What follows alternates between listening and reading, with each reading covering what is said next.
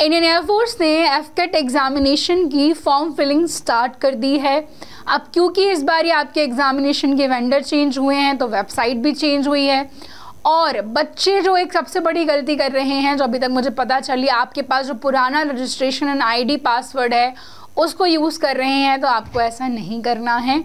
क्या क्या चीज़ें हैं जो आपको फॉर्म फिल करते समय ध्यान में रखनी है, कैसे फॉर्म फिल करना है, वो सारी चीज़ें आज हम जानने वाले हैं, तो वीडियो को लास्ट तक पूरा देखिएगा। सबसे पहले आपको बता दूं, दिस इज़ द वेबसाइट।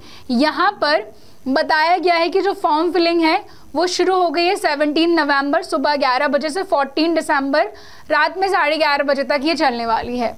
तो आपको गूगल पर जाना है, जिसके बाद यहाँ पर आपको वेबसाइट दिखेगी इंडियन एयरफोर्स की fket.edsil.co.in। इसी वेबसाइट पर आप क्लिक करने वाले हैं। जैसे ही आप इस पर क्लिक करेंगे तो आपके सामने ये वेबसाइट ओपन होगी, और इसको जब आप ओपन करेंगे तो यहाँ पर लिखा होगा कि क्लिक हियर। जब आप यहाँ क्लिक करोगे तो यहाँ पर आपके पास एक इंटरफेस खुलेगा जहाँ पे आपको अपनी यूज़र आईडी और पासवर्ड जो है वो डालने हैं।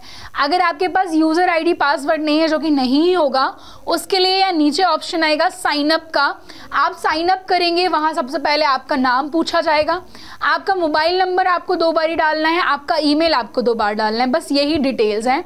और जब आप मोबाइल नंबर ईमेल डाल दोगे तो इसके बाद आपको OTP भेजा जाएगा। एक OTP आपके मोबाइल नंबर पर आएगा, एक OTP आपके ईमेल पर आएगा। दोनों OTP जब आप डाल दोगे तो OTP के जस्ट पास में लिखा होगा वैलिडेट। वैलिडेट पर क्लिक करना है, पहले मोबाइल वाला फिर ईमेल वाला, वैलिडेट पर क्लिक करना है, फिर फाइनली सबमिट कर देना है। फिर आपके टेक्स्ट पर, मोबाइल नंबर पर या ईमेल पर आपकी यूज़र आईडी एंड पासवर्ड जो है आपको भेजा जाएगा। यूज़र आईडी पासवर्ड कई बार जीमेल में स्पैम वाले सेक्शन में भी दिखता है, वहाँ जाके देख लेना। आईडी कुछ इस तरह से दिखेगी, है ना। आईडी सभी की आईडी ये होगी, बस नंबर अकेला जो है वो अलग होगा। और जब मैंने रजिस्ट्रेशन करके देखा, भाई इतना डिफ़िकल्ट पासवर्ड भेज रहे हैं ना ये, तो आपको आईडी पासवर्ड आ जाएगी। आप जैसे ही उस आईडी पासवर्ड से लॉगिन करोगे, पहले इंटरफेस में आपको बोला जाएगा कि आपको अपना पासवर्ड चेंज करना है। तो पासवर्ड चेंज कैसे करना है वो भी बता देती हूँ। देखो, पासवर्ड जब आप चेंज करोगे तो आपको क्या क्या बातों का ध्यान रखना है। पासवर्ड में सबसे पहले आपको कैपिटल लेटर इंक्लूड करना है, पासवर्ड में आपको स्मॉल लेटर भी इंक्लूड करना है, पासवर्ड में आपको न्यूमेरिकल नंबर 1 2 3 मतलब 1 से लेकर 9 तक भी यूज़ करना है। पासवर्ड में आपको एक स्पेशल कैरेक्टर, हैश हो सकता है, @ हो सकता है, ये सब कुछ भी यूज़ करना है।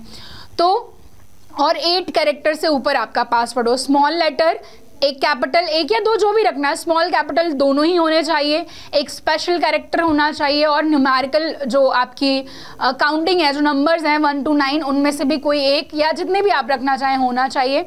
आप पासवर्ड चेंज कर दोगे, फिर वापस से आपको साइन इन करने का ऑप्शन आएगा। आप आईडी डालोगे, आप पासवर्ड डालोगे, आप ये जो डिटेल है, जो कैप्चा आपसे पूछा जा रहा है, ये जब आप डालोगे तो आपके सामने ये वाला इंटरफेस ओपन होगा, जिसमें हमारा फॉर्म नज़र आएगा हमें। अब यहाँ पर जब आप देखेंगे तो सबसे पहले आपकी पर्सनल डिटेल्स पूछी जाएंगी, फिर आप किस सिटी में एग्ज़ाम देना चाहते हो, टेस्ट सिटी का प्रेफरेंस पूछा जाएगा, और जो भी डिटेल्स आपने डाली हैं क्या वो सही है, ऐसा आपको एक विंडो पॉपअप करेगी, और जब आप डाल दोगे तो ये वाला सेक्शन कंप्लीट हो जाएगा। फिर आपकी कम्युनिकेशन डिटेल्स, यानी कि आपकी जो लैंग्वेज रिलेटेड है वो पूछा जाएगा। क्वालिफिकेशन, देखो मैंने आपको बताया हुआ है, फ्लाइंग के लिए 12th में मैथ्स फिजिक्स में 50% प्लस ग्रेजुएशन में 60%, कोई भी ग्रेजुएशन हो। ग्राउंड ड्यूटी टेक्निकल के लिए इंजीनियरिंग की डिग्री कंपलसरी, और ग्राउंड ड्यूटी नॉन टेक्निकल के लिए 12th में कितना भी परसेंटेज हो, कोई भी सब्जेक्ट हो, बस ग्रेजुएशन में किसी भी सब्जेक्ट में आपके 60% होना चाहिए। तो ये अगर क्राइटेरिया फुलफिल कर रहे हो तो यहाँ पर आप जब क्वालिफिकेशन वाले सेक्शन में जाओगे तो आपको पहले से ही क्लियर रहना है, क्योंकि बच्चों को इश्यूज़ आते हैं, मैम मेरे मैथ्स में 50 हैं पर मेरे फिजिक्स में तो 48 ही हो रहे हैं, मैथ्स में 60 है, फिजिक्स में 48 हो रहे हैं, मतलब दोनों का मिलाकर मेरा 50% तो बन रहा है। नहीं, ईच सब्जेक्ट, मैथ्स में 50%, फिजिक्स में भी 50% आपको चाहिए, तभी आप फॉर्म फिल कर पाओगे। तो क्वालिफिकेशन डिटेल में आपको अपनी 10th की मार्कशीट, 12th की मार्कशीट या ग्रेजुएशन की जो क्वालिफिकेशन है वो अपलोड करने होंगे।